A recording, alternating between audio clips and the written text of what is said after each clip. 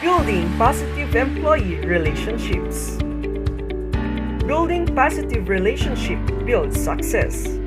But first of all, what are positive employee relations? Positive employee relations refer to a broad spectrum of attitudes and organizational initiatives. In an effort to achieve positive employee relations, employers are seeking to engage employees and getting them to want to work for the company. Identify what employees expect from their work. Make ethical decisions. Appreciate diversity. Manage conflicts fairly and achieve resolution. Provide coaching and feedback. Communicate effectively. And build respectful and trusting work relationships. In this lesson, we will specifically look at the following areas that tend to form the foundation of building positive employee relations. Providing effective leadership. Managing employee expectations. Building and maintaining trust. Communication. Job rewards. And working conditions. Excellence in leadership can be achieved when leaders know themselves, know their subordinates, and can use this knowledge in conjunction with effective communication to handle individual situations.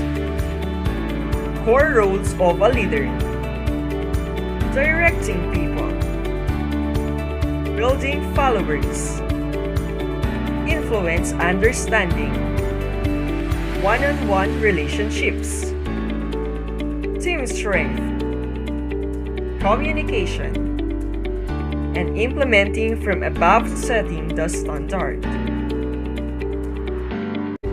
Leadership is getting people to perform to their maximum potential.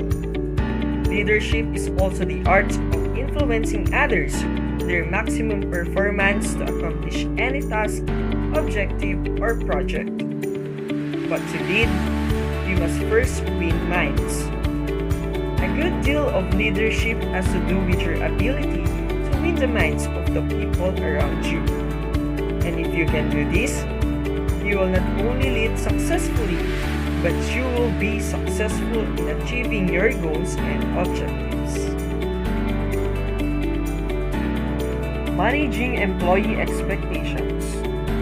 Expectations form parts of the dynamics in the relationship between an employee and employer. In general, employees have expectations that center around the belief that their contribution to the organization should be reciprocated.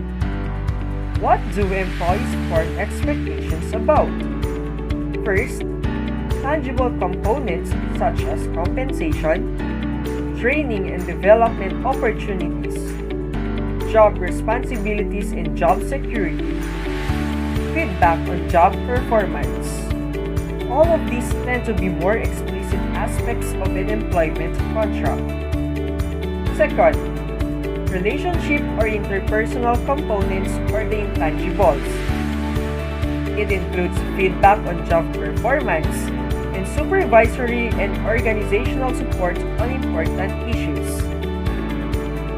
It is very important to meet employee expectations because when expectations are not met, the relationship goes out of balance and employees usually find some way of restoring that balance through the behavior. For example, an employee who is not getting what he or she expects may leave the organization, put in little performance effort, become negative and difficult to manage, spread rumors, start a union drive, increase their absenteeism, or steal from the company in order to make things fair in their own minds. How to manage expectations. First, set the right expectations during the hiring period. Make sure the recruiter or hiring manager is sufficiently knowledgeable about the job, the department, the leadership, and the overall culture. Make sure that the efforts to market a role do not convey false or unrealistic expectations on the part of the new hire. Second, manage the probationary period. Despite best efforts, it is likely that new hires will enter into the employment relationship with expectations that are not in line with what the organization is willing or able to provide. In general, new hires will have a positively inflated sense of expectations when joining a new company.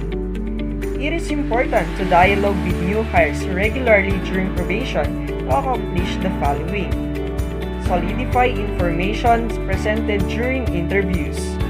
Allow new hires to adjust expectations early in the employment period and provide clear goals, flag areas for clarification and coaching.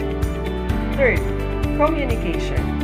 On an ongoing basis, effective communication with employees is the best way to ensure a shared set of expectations. Expectations do not stop forming at any point.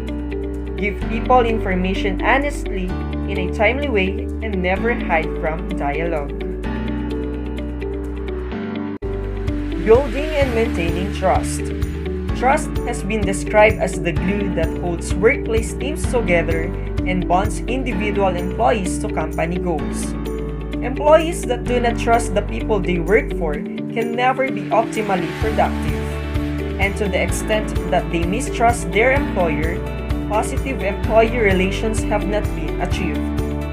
Trusting employees are characterized as having a positive outlook, being more creative, better able to handle change, and committed to their employer. And companies defined as high trust tend to be more profitable. Often, you will not know if an employee trusts you. Certainly, it is not likely that an employee who does not trust you will tell you. This is why a mistrusting relationship tends to stay that way. The employee does not tell his or her employer, and the employer does not know and therefore does nothing to build trust. The best strategy here is to always build and maintain trust. In addition to any other criteria, include trust as a lens through which you evaluate your communications and decisions. Remember that trust is not a clear-cut issue. It is not that a relationship is either trusting or not trusting. There are degrees of trust within any relationship and even within the same relationship at different points of time. Therefore, even trust is building within a relationship that you are certain or high trusting should never be considered a wasted effort. It may sound cliché, but you can never have enough trust. While some individuals have a more natural instinct towards trust, it is important to work from the premise that everyone has the ability to build trust. Trust between whom? The immediate supervisor acts as the critical representative of the company, and thus it is this relationship that will most strongly affect trust in an organization. There is so much emphasis on the supervisor's role because the supervisor represents the personal experience of the organization for employees. Best practices for building trust. Organizations really prioritize building trust even though they often readily agree that it is necessary. Organizations should be vigilant about taking actions that contribute to a high trust culture. First, establish and maintain integrity. This includes keeping promises and being honest. Second, keep confidences. Treat your employees like partners. This does not mean that all employees be given the same access and influence, but it does not mean that all employees are treated as valued contributors. Regardless of how new they are, regardless of how much they get paid, employers that regularly and consistently engage their employees at all levels through inclusion and dialogue are building trust. Third, focus on shared goals. Invite trust through a pulling together of individual goals towards common ones. Ultimately, this is what makes teams work, and teams only work when players trust each other. Shared goals require that information and input also be shared. Fourth, be Be someone that employees respect, not because you are the boss, but because your personal actions command it. Be open-minded, acknowledge your mistakes, and be honest. When employees respect you, they can also trust you. Fifth, be consistent. Trusting relationships are predictable in a life that is often not. While you may have to do or say different things given the context of a particular situation, you can maintain consistency through always being forthright, fair, and acting with integrity. The building blocks of your workplace trust should remain constant at all times. 6. Be caring. Workplaces are often hesitant to talk about the feelings aspect of work, but an employee does not feel that their employer cares about them will never trust them. Express consideration towards your employees. Lastly, policies and practices should support trust goals. These should be regularly examined for implicit and explicit messages about the importance of trust. Let employees know that trust is a priority. Trust is built slowly through numerous actions, and do not forget that it goes both ways. If you want your staff to trust you, you need to trust them. Job rewards. Job rewards is not all about base salary. What an employee feels they get from their work is going to vary as rewards are highly personal. The best place to start when determining what your employees want is to know your employees. Take the time to understand what they need and what they value, and then decide job reward systems, including compensation, to align with both your strategic objectives and your unique employee base. Individuals want to feel they are fairly getting back for the contribution they are putting in. It is an error to assume that all employees want to be compensated by making more money. In order to address the issue of rewards, the best advice is to be as open and honest about your compensation strategy as possible. You should know what the market pay is. Once you know the market pay, you need to determine your compensation positioning when it comes to base pay. Decide if you will pay at market or above market. If it is below, then understand the reasons why. There are non-monetary strategies to assist organizations in this position. There are many job rewards, both monetary and non-monetary, that extend beyond base pay. You should also consider performance, individual and company bonus, profit sharing, vacation, retention bonus, benefits, development opportunities, career advancement opportunities, on-the-job learning, company culture, including flexibility and trust training. While money is not the only reward, base pay is always going to be an integral part of an organization's attraction, retention, and maintaining positive employee relations. And to that end, employees should know when they can expect a salary review, how salary and raises are determined and by whom, and if applicable, how to move to the next job level. Employee conditions. In addition to being part of the overall rewards program, employers should provide healthy physical and mental work environments for employees. Ensuring safe workplaces meets both legislative requirements and positive employee relations goals. Review your policies and practices to ensure that employees feel safe and are not subject to bullying or any other harassing behaviors. In general, it is important to be proactive and not just pay checkmark attention to the working conditions. That is, you should not be motivated not only to pass an audit or avoid legal punishments, but to ensure positive employee relationships. And lastly, communicate effectively. The benefits of effective communication are inherent in all these strategies for achieving positive employee relations.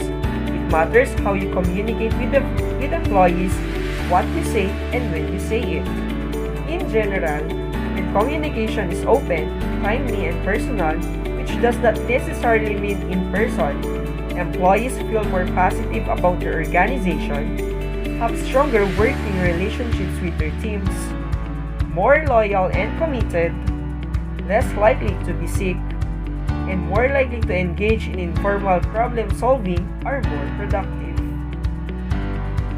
Similar to trust, effective communication characterizes any positive relationship.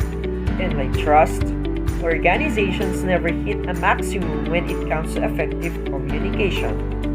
Organizations should continually strive for an ideal of better communications, and to the extent they are achieving that ideal, they are also achieving improved employee relations. Employees need clear, honest, and timely information in order to achieve work goals, and communication is the only way to provide it. Today's workplace has more communication tools than ever before, and yet, ironically, employers still struggle with effective communication. Although they are useful, tools are not the total answer. Employers must truly recognize the value of the communication itself and make a concerted effort to ensure that employees are receiving clear communication when they need it. Effective communication depends on both the sender and the receiver. It can also vary depending on the context of the situation. Typically, effective communication is supported by the following. Using the right communication tool. There are a lot of communication tools out there, such as chosen individual or group meeting, email, web conference, teleconference, telephone, memo, and so on. Employers need to match the right tool with the type of communication.